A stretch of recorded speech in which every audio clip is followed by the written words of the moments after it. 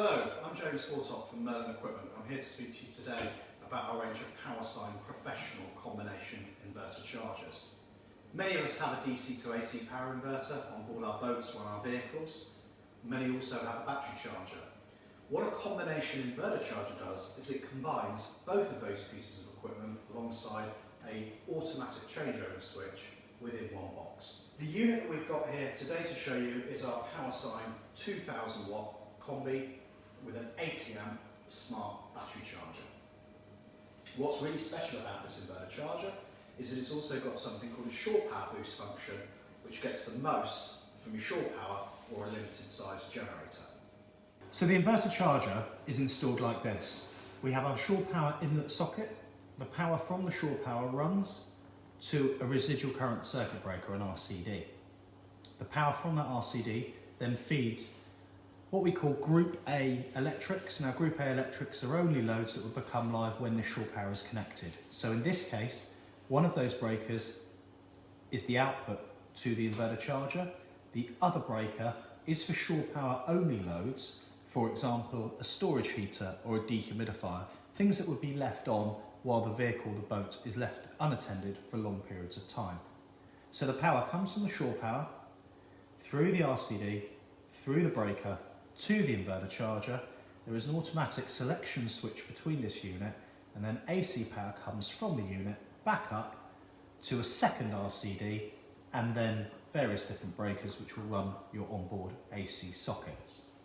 On the DC side, there is a main positive and negative connection, which are connected to the main positive and negative bus bars for the auxiliary batteries, and there's also a small 4 amp DC output for charging an engine start battery. So the demonstration we have here is very similar to the diagram that you've just seen. We've got our Shorepower coming in here. In this demonstration, it actually runs via something called a galvanic isolator. That's a piece of kit that we recommend for boats, which we'll cover in a different video. The power runs into our consumer unit. And within the consumer unit, we've got the RCD for the Group A loads, so the Shorepower only loads, RCD, circuit breaker to run the inverter charger, second circuit breaker for your Shorepower only loads. Power runs to the inverter charger, back again to a second RCD, and then these are the breakers which would run items that can run from Shorepower or inverter power. And in this case, we've got this operating a switch panel, and then we've got an AC output socket. Removing the wiring cover for the unit, I'll just demonstrate how easy it is to connect. So within the wiring box, we've got our 230 volt AC input, so live neutral earth connection, our AC output, live neutral earth again, your main DC connections, and then in this side we have some ancillary items. Within there we have a temperature sensor connected, which is shipped with the unit. The temperature sensor is there for the battery charger to make adjustments to the charging voltage according to battery temperature. Connection for a remote panel, and then we've got dip switches which allow you to set up various different functions with the inverter charger. If you wish, you can actually plug in a computer to the unit, and you can use the computer to batch program and set up some of the more advanced functions. These two terminal blocks are wired to the two volt-free contacts inside the unit that can be fired from any incident that happens within firmware. So we can use these for doing things like automatically starting and stopping a generator when the inverter is starting to run up to its maximum power, for automatically starting and stopping a generator if batteries are getting too low, for running remote alarms, for bringing lights on, for various different things. They're completely programmable, and they really help with system integration of the inverter charger. So replacing the wiring box, just looking at the bottom of the unit, you can see we've got 4 small fans. Those fans are thermostatically controlled. They operate very quietly.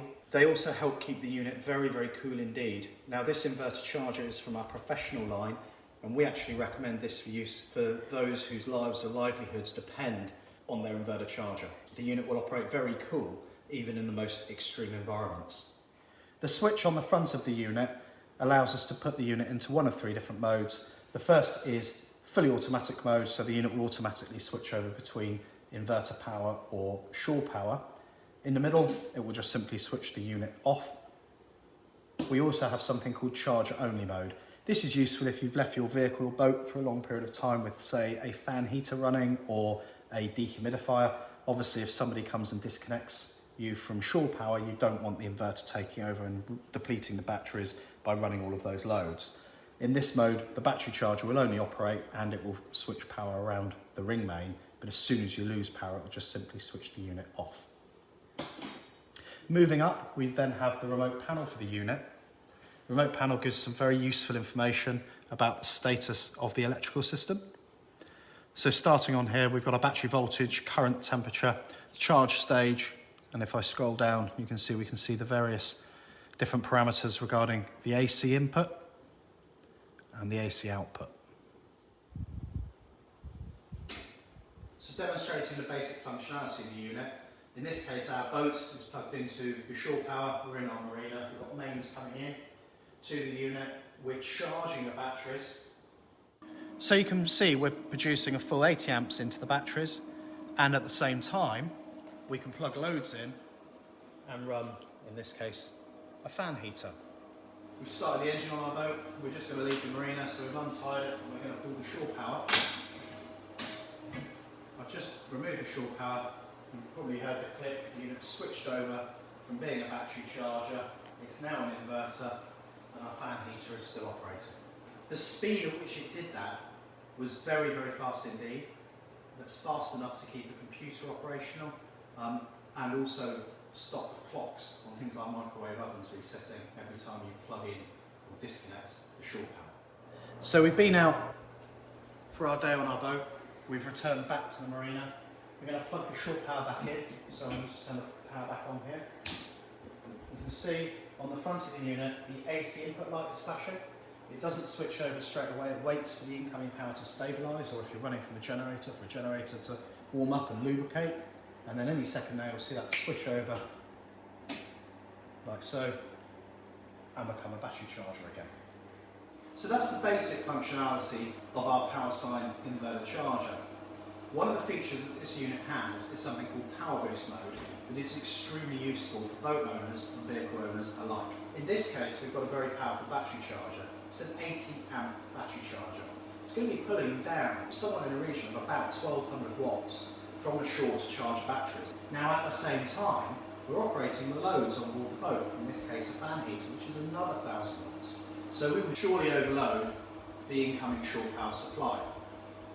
With the remote panel of the unit though, we can tell the unit how big that incoming Shorepower supply is. First thing I'm going to do is switch off the fan heater, and using the select button on the front of the unit, we can tell the unit how big the incoming Shorepower circuit breaker is. So in this case it's 15 amps. I'm going to dial this right back now to 2 amps and select. Now what you will see is that the AC input current is now limited to 2 amps, and if we scroll up you can see that the battery current, or the charge current in this case, has reduced to 28 amps.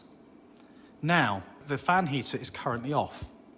We're now not going to trip the Shorepower breaker until somebody switches something on the AC circuit on. Surely again it would overload. So I'm going to turn the fan heater on. Look what happens to the battery current.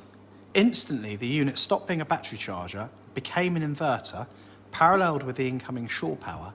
So now part of the power is coming from the batteries through the inverter charger, and part of the power is coming from the Shorepower. That means you can run your AC electrics on your boat from either a very limited Shorepower supply, plug the boat into a small portable generator like a little Honda EU10i or EU20i, or use a much smaller generator than you would normally use on board your boat and save you money. So those advanced functions are really easy to set up and use. You simply press the black button on the remote panel, tell it the size of the Shorepower breaker, and it's done. If you'd like to come to Exeter, to our studio, and come and see this operational, come and have a play with it, you are very welcome. All of the information for this product is available on our website, www.merlinequipment.com, or if you give us a call on 01202 697979, myself or one of my engineers would be very pleased to talk you through the right inverter charger for your application. Our TBS PowerSine combination inverter chargers are available from 1000 watts all the way up to 3500 watts. 12, 24 or 48 volt input. If you don't need the Shorepower boost function, we do have a smaller leisure range of products available also. Thank you.